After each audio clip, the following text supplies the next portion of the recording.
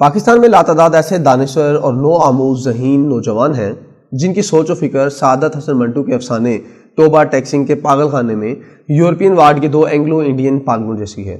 منٹو ان کے بارے میں لکھتا ہے، ان کو جب معلوم ہوا کہ ہندوستان کو آزاد کر کے انگریز چلے گئے ہیں تو انہیں بہت صدمہ ہوا۔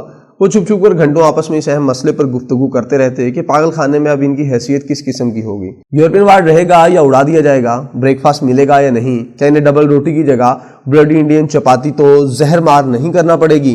بھارت میں بھی اس سے قبیل کے بے شمار انٹلیکچوئل پائے جاتے ہیں۔ ان کے انگریز سے محبت یا انگریز عہدی غلامی سے عقیدت کی وجوہات تو سمجھ میں آتی ہیں۔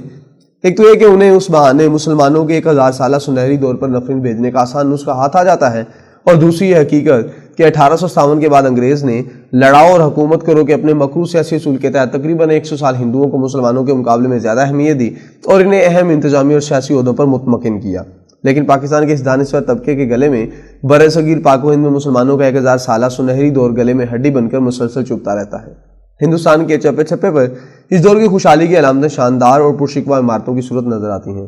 متعصب ہندو ان پرشکوہ عمارتوں سے اس لیے بھی نفرت کرتا ہے کہ برصغیر کی 5000 سالہ تاریخ میں صرف 250 سال ہی ہیں جب دو ہندو خاندانوں گپتا اور موریہ کے ہندوستان پر مرکزی حکومت قائم رہی، لیکن اس حکومت کے ایسے پرشکوہ آثار خلیج بنگال سے لے کر تورخم تک کہیں بھی نظر نہیں آئے، جبکہ صرف ایک مسلمان حکمران شیر شاہ سوری کے 5 سالہ دور میں بننے والی لنڈی کوتل سے راج کماری تک 2500 کلومیٹر طویل جرنیلی سڑک ہے، جس کے ہر 2 کلومیٹر کے فاصلے پر ایک کوس مینار، پانی کا کنواں اور رات گزارنے کے لیے سرائے تعمیر تھی۔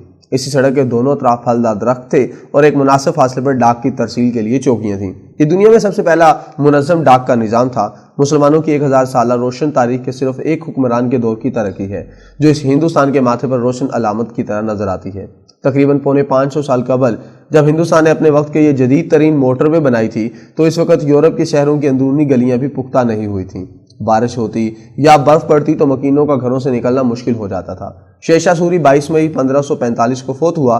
اس کے بعد ہندوستان کے 150 سال تو ایسے ہیں جیسے کسی عمارت کی تعمیر کے آخر میں اس کی بیرونی فصیل پر مینہ کاری کی جا رہی ہو۔ اکبر، جہانگیر، شاہجہاں، اورنگزیب، عالمگیر تک پورا ہندوستان خوبصورت عمارتوں سے جگمگا اٹھا۔